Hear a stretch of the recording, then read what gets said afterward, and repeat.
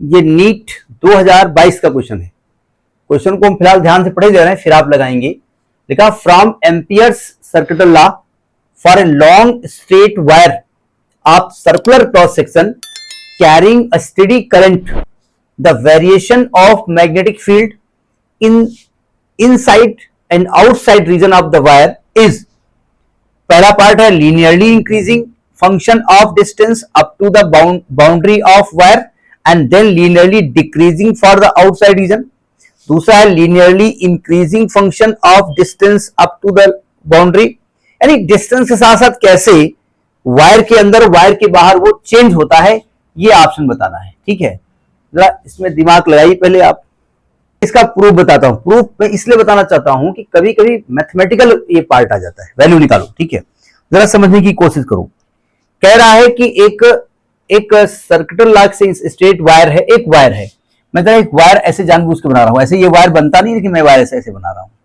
ठीक है, ये एक वायर हमने बनाया, ध्यान से समझिएगा। ये वायर बनाया, ठीक है। इसका इस सिलेंड्रिकल वायर होता है, मालूम है।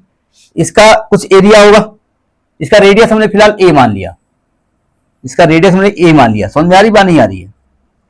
अब कह रहे हैं कि इसमें जो करंट है वो स्टेडी करंट है, मतलब यूनिफॉर्मली करंट है। यानी मैं मान लेता हूं कि इसमें टोटल जो करंट है वो आई है, ऐसे ऐसे पूरे में फैली हुई आई है ना, ऐसे फैली हुई आई है, पूरी में आई है, पूरे में आई है, ध्यान से, पूरे वायर में। ये वायर है ना पूरा मोटा सा।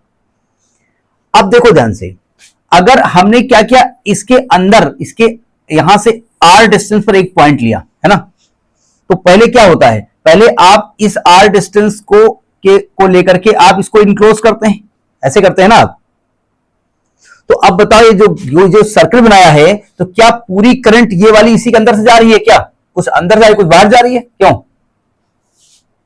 तो ये आपका एम्पीरियन सर्किट है कि नहीं है?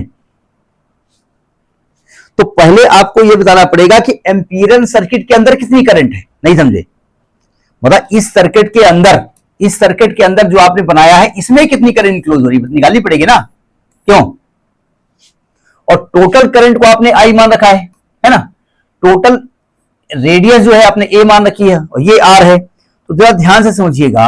आप कहेंगे देखो, जब पूरा एरिया ये पाई आर स्क्वायर है, पूरा एरिया जब पाई आर स्क्वायर है, पाई ए स्क्वायर है, क्योंकि मैंने ए माना है, जब total area pi A square है तो इसमें करंट आई है।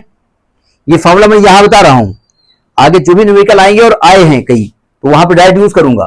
तो जब एरिया 1 हो जाएगी तो current I upon pi A square हो जाएगा, और जब एरिया पाई आर स्क्वायर हो जाएगी तो करंट होगी I upon pi A square into pi R square. Pi pi कर जाएगा, यानी I R square upon A square. समझ में नहीं आई? यानी इसके अंदर से, इस एम्पीरियल लूप के अंदर से जो करंट पास हो रही है वो इतनी है। इसको मैं, इस करंट का नाम I1 दे देता हूं। Have you got this concept और नॉट? अब एम्पियर लॉ क्या कहता है?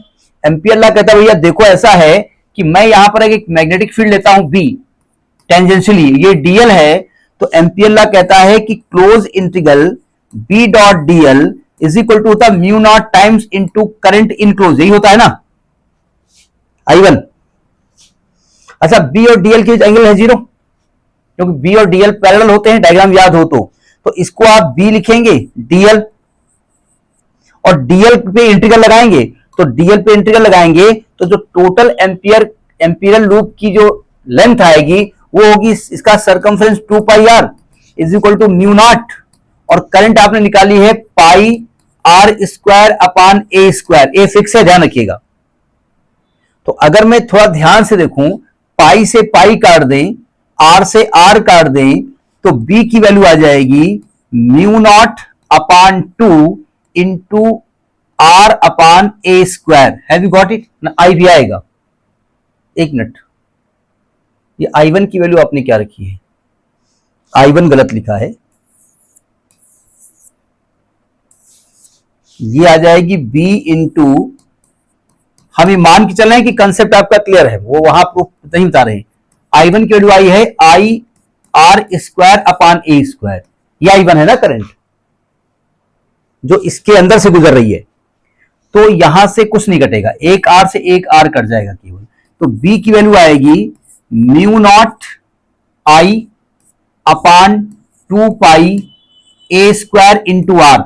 अब देखो, अगर ध्यान से देखो, ये पूरी चीज तो फिक्स है आपकी, नहीं फिक्स है, तो यानी कि आर पे डिपेंड कर रहा है, यानी बी प्रपोर्शनेट आर। ठीक है, मतलब ये लीनियरली डिपेंड करता है, मतलब आर बढ़ेगा तो बी की वैल्यू बढ़ेगी। कब तक? इसके बाउंड्री तक, इसके बाउंड्री तक। समझ में आता गई? तो पहला तो पार्ट ये हो गया। ठीक है, हम इसलिए बता रहे हैं कि इस पर न्यूमेरिकल आगे पूछा गया है। अब अगर हम इसके आउटसाइड निकालना चाहें, ये फॉर्मूला याद रखिएगा। ठीक है, अगर हम इसके आउटसाइड निकालना चाहें, अब जरा देखो दूसरा पार्ट इसका,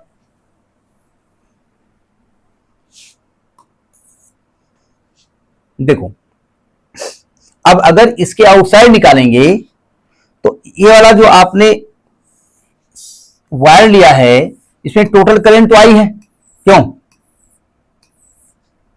और आपका जो पॉइंट है ना, वो यहां कहीं आउटसाइड है।